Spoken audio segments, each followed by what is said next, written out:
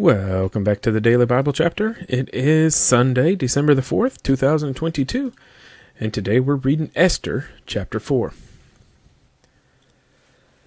When Mordecai learned all that had happened, he tore his clothes and put on sackcloth and ashes, and went out into the midst of the city. He cried out with a loud and bitter cry. He went as far as the front of the king's gate, for no one might enter the king's gate clothed with sackcloth. And in every province where the king's command and decree arrived, there was great mourning among the Jews, with fasting, weeping, and wailing, and many lay in sackcloth and ashes.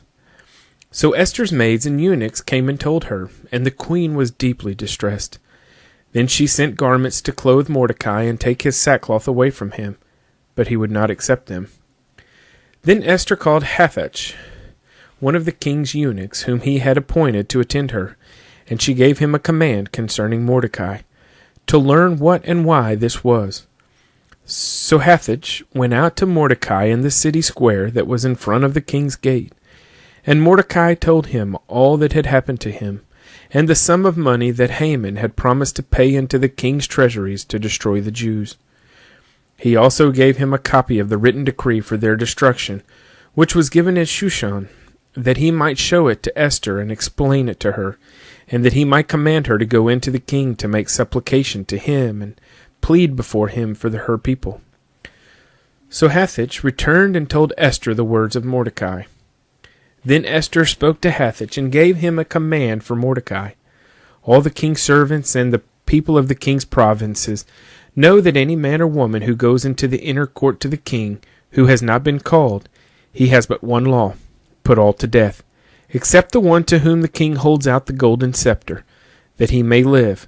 Yet I myself have not been called to go in to the king these 30 days. So they told Mordecai Esther's words.